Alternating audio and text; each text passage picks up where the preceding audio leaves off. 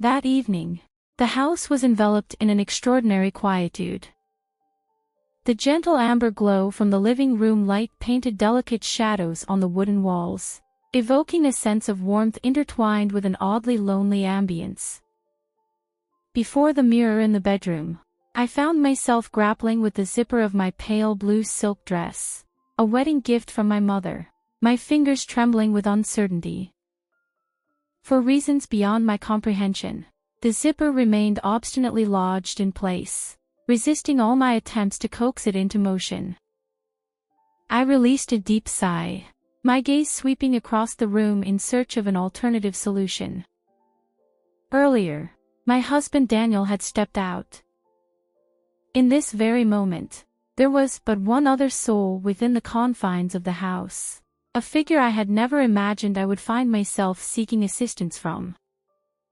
My father-in-law, Matthew.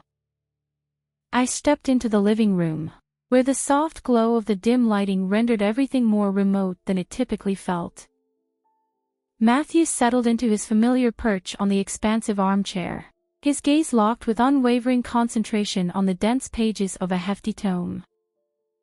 As my footsteps echoed in the quiet space, he glanced up, his demeanor composed yet tinged with a hint of confusion as he absorbed my presence. "Where is Daniel, Dad?" I inquired, my voice trembling ever so slightly with a hint of embarrassment.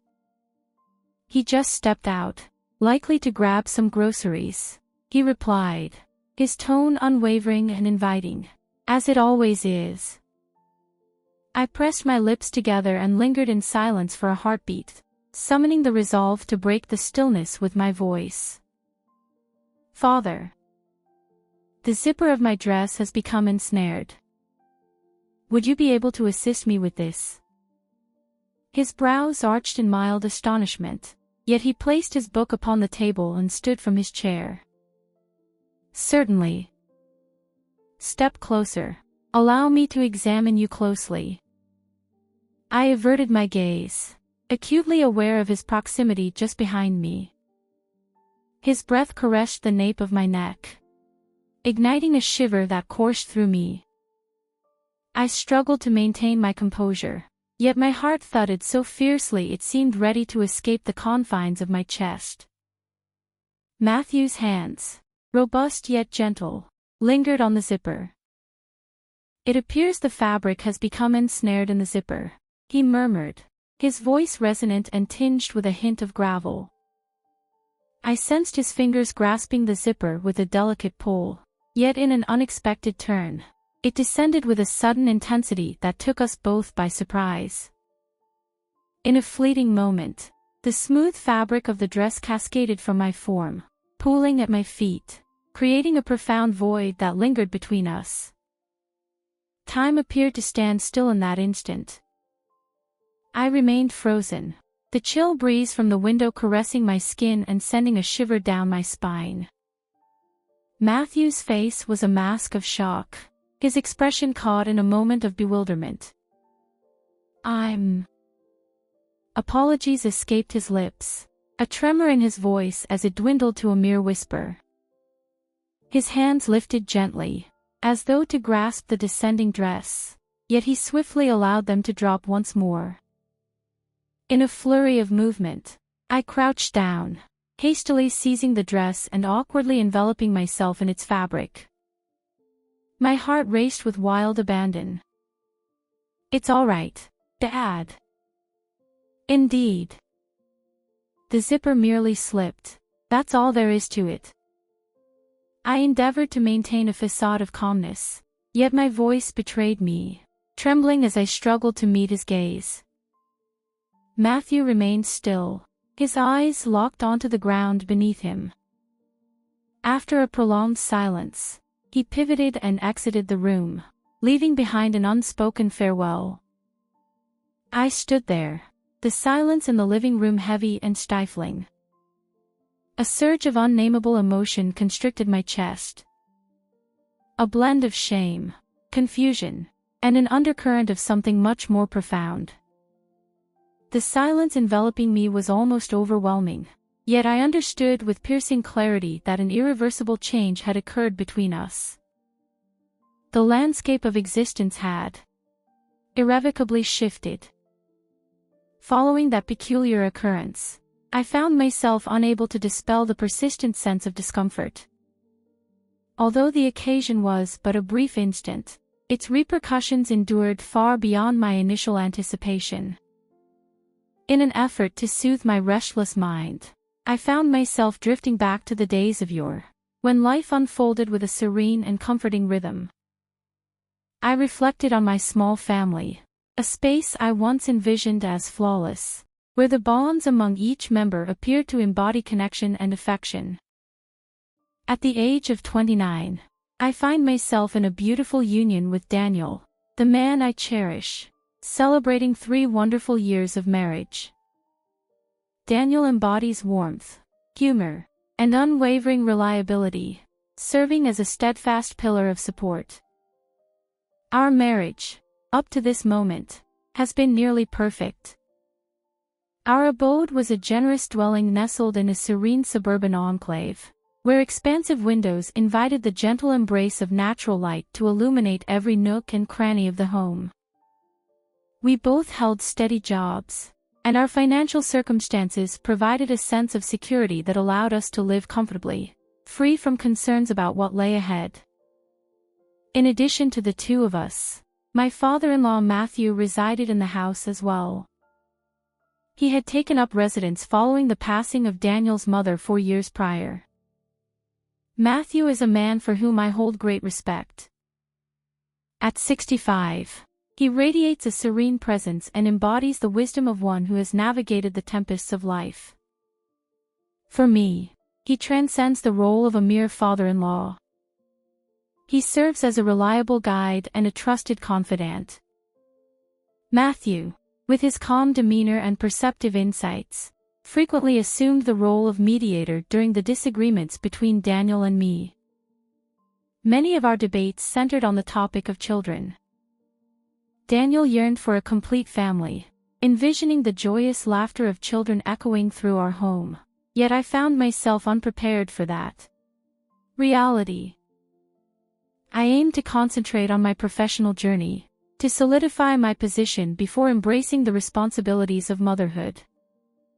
Every argument weighed heavily on my conscience, leaving me with a sense of guilt for not fulfilling Daniel's desires.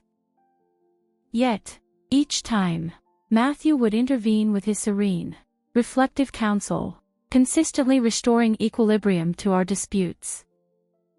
Family revolves around the art of listening and the depth of understanding, Matthew would often express with his measured voice. Every challenge can find its solution, provided we remember that love is the essence of what truly counts. His words consistently enveloped me in a soothing tranquility. Following each dispute, Daniel and I would find ourselves in a shared silence, gazing out at the expansive sky beyond the large living room windows, as the tension that had once filled the air slowly dissipated. Once, I held a deep conviction that my existence would perpetually dance to a comforting, unwavering beat, a harmonious loop of affection and bond that seemed invincible. Yet, there are moments when the very things we cherish most possess the power to inflict the deepest wounds. Those words consistently offered me a profound sense of relief. Following each debate, Daniel and I would find ourselves side by side, staring into the boundless sky beyond the window, as the tension gradually melted away. I once believed that my existence would forever be enveloped in this warm, comforting cycle, a gentle dance of love and familial bonds. Yet, it is possible that the convictions I held most dearly were also the very ones capable of inflicting the greatest pain upon me. The tranquil mornings in this house remain etched in my memory. Daniel often rose with the dawn, crafting a rich cup of black coffee before embarking on his day at work. In due time, I would make my way, readying a cup of tea alongside a modest breakfast. Then there was Matthew, perpetually showing up with a newspaper clutched in his hand. At times, he would regale us with entertaining tales from his military days, whimsical narratives that frequently brought laughter to our gatherings. The melody of our laughter intertwined with the warm scent of toasted bread, crafting an ambience where it seemed that all the joys of life converged in that fleeting instant. Yet, not all was flawless. My affection for Daniel was genuine and steadfast, yet I couldn't overlook the quiet spaces that occasionally emerged between us. At times, my aspiration seemed to cast a shadow over Daniel's perception of my commitment to our family. In the meantime, his unwavering yet gentle longing for children pressed upon my thoughts with considerable weight, crafting an inescapable tension. Amidst the turmoil of life, Matthew remained a steadfast presence. A tranquil and unwavering figure, the mediator who facilitated the return of harmony when it appeared unattainable. My father-in-law possessed a warmth that made him effortlessly lovable. He never imposed his opinions on others or sought to enforce his will. Rather, he provided considerate and insightful guidance that enabled us to reach our own conclusions. I once held the conviction that no force in existence could ever fracture the connection between him and our family. Yet, I could never have foreseen how a single event in the living room could hold the potential to alter the course of everything. The cherished visions of a loving, tightly bound family danced vividly in my thoughts, as if I were fervently grasping at them.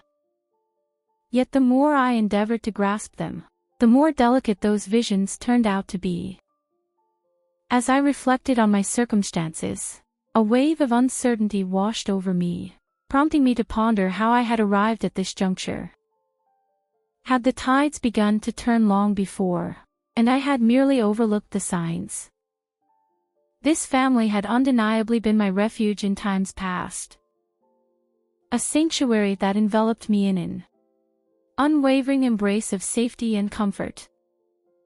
Yet now, that feeling of security had been profoundly unsettled. The events that transpired between Matthew and me inflicted pain that extended beyond myself. It loomed over us, poised to disrupt the fragile equilibrium of all that Daniel and I had painstakingly constructed together. What actions might I take to safeguard all that I hold dear? In that instant, the solution remained shrouded in ambiguity. It hung heavily in my heart, an unfilled chasm that left me reaching for understanding and wrestling to discover a path ahead. That evening, as I pondered the serene recollections of my family, I endeavored to persuade myself that the occurrence with Matthew was merely an unfortunate mishap. I told myself repeatedly that it would eventually fade, that his intentions were purely to assist me. Yet, despite my efforts, those moments clung to my mind like an unshakable shadow. A thought started to take shape in my mind. Did I perhaps overreact? Or had I overlooked some delicate hint that ought never to have been there? As dawn broke, the house appeared to resume its familiar rhythm, each corner echoing the ordinary cadence of daily life. With Daniel having departed for work at dawn, I was preparing to make my own way to the office. Descending the stairs, I caught sight of Matthew ensconced in his well-worn armchair, a steaming cup of tea resting on the table, and the pages of the book he had been engrossed in splayed open beside it. He cast a fleeting glance in my direction, offering a subtle nod as a form of acknowledgement. I offered a weak, strained smile, inwardly hoping he would refrain from mentioning the events of the previous night. I hurriedly exited the house, immersing myself in the cadence of work, seeking to silence the tumultuous feelings churning within me. Yet, throughout the day, my focus eluded me. Each time my gaze fell upon the computer screen, the vivid image of Matthew's face, his startled and conflicted expression, surged into my thoughts. The sensation was infuriating, akin to a jagged thorn embedded in my mind, not causing pain but relentless, gnawing at my tranquility. As the sun dipped below the horizon and I stepped through the door, I meticulously orchestrated my actions to cloak any hint of the extraordinary from prying eyes. As I immersed myself in the kitchen, I dedicated my attention to the art of dinner preparation, meticulously slicing onions into uniform pieces and seasoning each dish with careful deliberation. Daniel returned home soon after, and as was his custom, he assisted me in setting the table. The three of us gathered around the dinner table, engaging in light conversation about trivial matters. Everything appeared ordinary at first glance, yet I could feel a faint but unmistakable change in Matthew's gaze as it met mine. Once the meal had concluded, I set about washing the dishes and restoring order, as was my customary practice. Daniel, weary from the demands of the day, ascended the stairs sooner than his usual routine dictated. In the solitude of the kitchen, I found myself attempting to stave off departure by meticulously attending to every nook and cranny, scrubbing each surface with fervor, as though the act of cleaning could somehow protect me from the dread that loomed ahead. A sense of trepidation gripped me as I approached the living room, the thought of facing Matthew once more in the stifling quiet of that room filling me with dread. Yet ultimately, evasion proved to be in vain. As I emerged from the kitchen, Matthew remained seated, the warm yellow glow of the room highlighting the deep creases of his weathered visage. His gaze was neither fixed on the pages of his book nor directed toward me. He appeared to be adrift in his own musings, gazing into the horizon with a weighty intensity that hung palpably in the atmosphere. I hurried past his chair, my footsteps brisk, seeking refuge in the familiar comfort of my bedroom upstairs. Yet, his voice pierced the stillness, gentle yet resolute, causing me to halt in my tracks. "Layla," he uttered, his voice resonating with a measured intensity. "May I have a moment of your time to converse?" I pivoted to confront him, a surge of discomfort swelling within my chest. "Indeed. What is it, Father?" I responded with uncertainty. He gestured for me to take a seat in the chair across from him. With a moment's pause, my thoughts whirled in a tempest, yet I ultimately acquiesced and took my seat. Matthew's gaze locked onto mine, intense and probing, as if he sought to unearth a hidden truth within me. "I want to apologize for last night," he started, his voice grave yet laced with genuine feeling. "I had no intention behind it. It was merely an unfortunate incident, and I sincerely hope it didn't cause you any distress." I nodded slowly, a sense of uncertainty washing over me as I searched for the right words. His words were meticulously chosen, and although they ought to have provided comfort, the tension in the room lingered, thick and undeniable. I nodded, striving to maintain a steady tone in my voice. "I see what you mean, Dad. It's quite insignificant, really. There is no cause for concern." After a brief pause, he resumed speaking. "Yet, I sense that something has shifted between us since yesterday. Do you not sense it as well?" His question struck me unexpectedly, akin to a sudden blow to the chest. I hesitated, words caught in my throat, uncertain of how to reply. I believe everything is just as it should be, Dad. Perhaps I find myself feeling a touch weary. Lately, the demands of work have felt quite overwhelming." Matthew's eyes lingered on me, holding a depth of emotion that eluded my understanding. "If you ever feel uncomfortable about anything, please tell me," he said, his gaze drifting away, as if he wished to close the chapter on their exchange. I rose to my feet, releasing a profound sigh of relief that the situation hadn't escalated, and swiftly ascended the stairs. Yet, as the night unfolded, sleep eluded me. His words echoed persistently in my mind. Was he aware of something? Just as I was. Had the normalcy I had been striving to uphold merely been a delicate, fragile facade poised to break at any instant? In the days that ensued, I took every measure to steer clear of Matthew as much as possible. I departed for work at an earlier hour, returned home later, and found myself predominantly occupying the upstairs rather than mingling in the shared spaces of the house. Yet, the harder I attempted to escape him, the more intensely I felt his presence looming over me.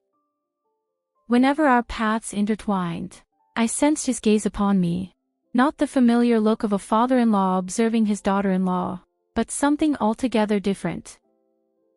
A gaze that unsettled me, wrapping around me like a heavy shroud. As a week unfolded, a sense of calm began to envelop the surroundings. I reassured myself that I was likely overanalyzing the situation. On a Saturday morning, as Daniel prepared to depart for an unforeseen work trip, I suddenly found myself alone in the house with Matthew. That was the moment when all secrets could no longer remain concealed. That morning, I arose with a sense of fatigue and lethargy enveloping me. Descending to the kitchen, I set about preparing a cup of tea, envisioning a day devoted to rest and tranquility. As I entered the living room, Matthew was already present, just as he always was. Yet this time, his gaze remained fixed on me, tracking my every motion. "Layla, are you feeling unwell?" he inquired, his voice laced with worry. I nodded and offered a faint smile. "Yes, just a slight fever, Dad. Nothing serious." He rose to his feet and approached me. "Do you need anything? I can whip up some soup or fetch you some medicine." I instinctively took a step back, creating a barrier between us. "No, thank you, Dad. I am well." I decided to make my way upstairs to rest for a bit. Yet, just as I was about to move forward, Matthew halted me with words I could never have foreseen. "Layla, ever since that day, you have occupied my thoughts incessantly." The atmosphere grew still. I pivoted to confront him, and the gaze he held was no longer the comforting one I recognized. It had transformed, charged, disconcerting. I sensed the very walls encroaching upon me, constricting the breath from my chest. "Dad," I barely whispered, my voice quaking. "I shouldn't say these things, but I can't hide it anymore," he continued, his voice shaky yet filled with determination. I stood there, frozen, unsure how to react. This moment had gone beyond any boundary I could have imagined. The only thought racing through my mind was clear and urgent. I needed to get out of this situation immediately. From that moment on, the relationship between Matthew and me was never the same. Even though I tried to convince myself that his words that day were just a fleeting moment of weakness, something he didn't truly mean, the tension in the air between us was undeniable. Every time we found ourselves in the same room, I could feel an unspoken strain simmering beneath the surface, as though an invisible wall between us was growing taller, yet somehow less stable. I tried my best to maintain an air of normalcy. Every morning I still woke up on time, prepared breakfast, and ate with Daniel before he left for work. But whenever Matthew walked into the kitchen, my entire body would stiffen. I couldn't bring myself to meet his eyes, instead focusing intently on the steaming cup of tea in front of me, as though the rising warmth could somehow mask the unease flooding my mind. Matthew rarely said much. He would usually sit quietly in his chair, sip his tea, and occasionally flip through the pages of his newspaper. But his silence only made me more anxious.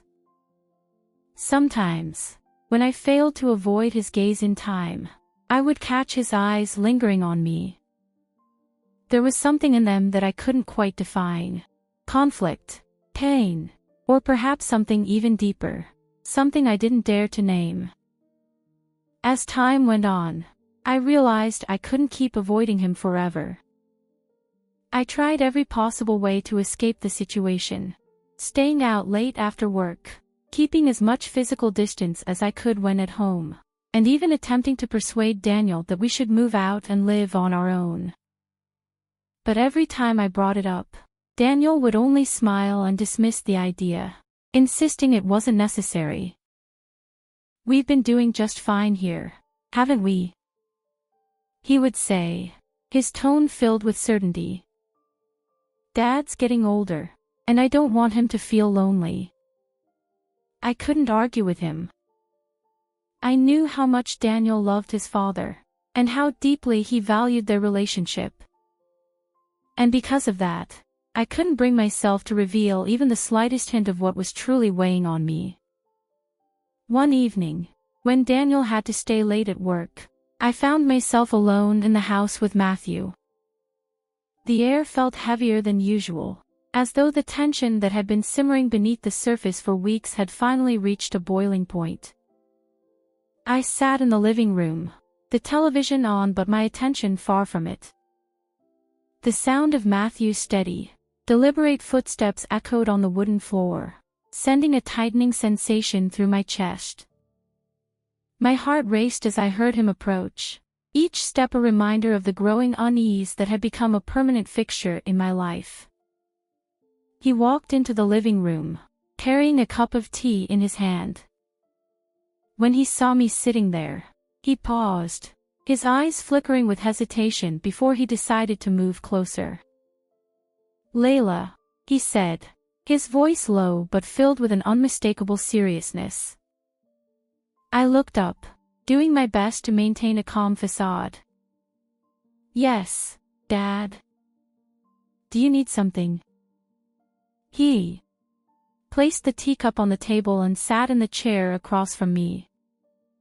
Unlike usual, this time he looked directly into my eyes, not hiding anything. "I need to talk to you," he began, his voice slow but firm. "About that day. I know it made you feel uncomfortable and I felt the same. But I need you to understand something." I swallowed hard, feeling as though my entire body was pinned to the chair. "You don't need to say anything else, Dad." I tried to cut him off but he shook his head. "No, I need to say this.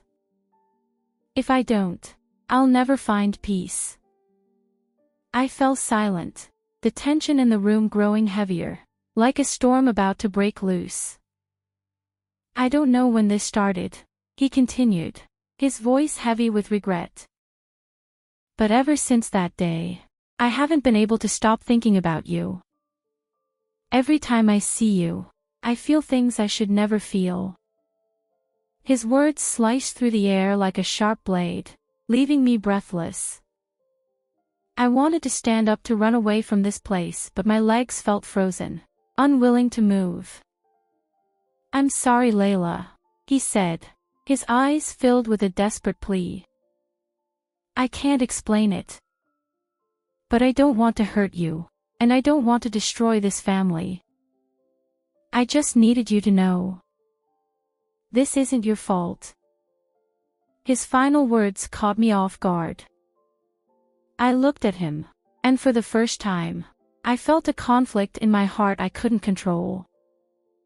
Matthew wasn't just a man caught in an inappropriate web of emotions, he was someone battling himself, struggling against feelings he had never wanted.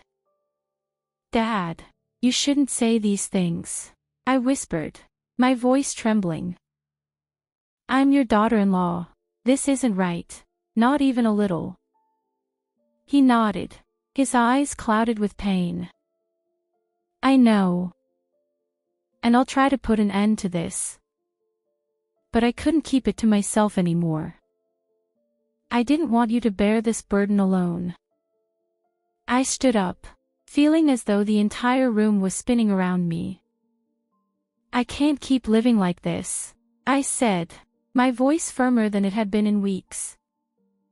I'm going to talk to Daniel. We need to move out. It's the only way. Matthew didn't say anything. He only lowered his head, as though accepting the truth of my words. I walked out of the room, my heart weighed down like never before. I knew this wasn't just about my relationship with him. It had the potential to impact the entire family. But I had no choice. I had to do this to protect everything I loved. That night, I didn't sleep. I lay in the darkness, listening to the steady rhythm of Daniel's breathing beside me, and wondered if he could ever forgive me if he knew the full truth. But I also knew that no matter how things turned out, I couldn't endure this torment for another second. After a sleepless night, I knew I couldn't let things drag on any longer. This house, this family, everything was slowly sinking into a quagmire that neither Matthew nor I should have ever stepped into.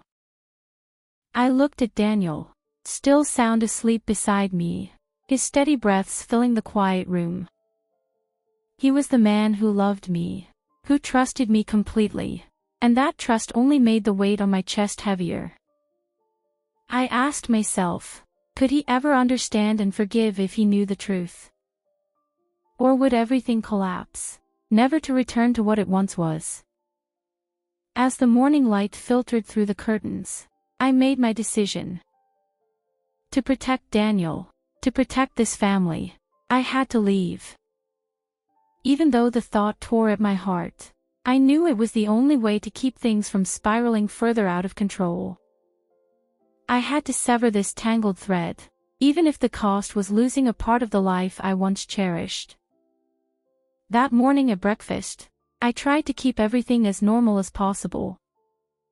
Daniel smiled as he sipped his first cup of coffee, asking me about my plans for the day, as he always did.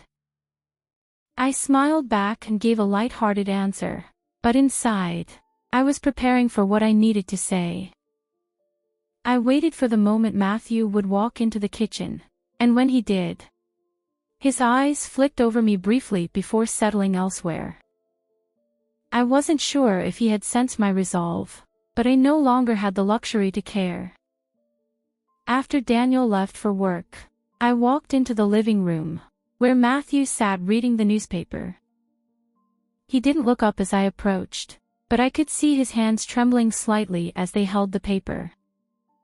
"Dad," I said, my voice calm but firm.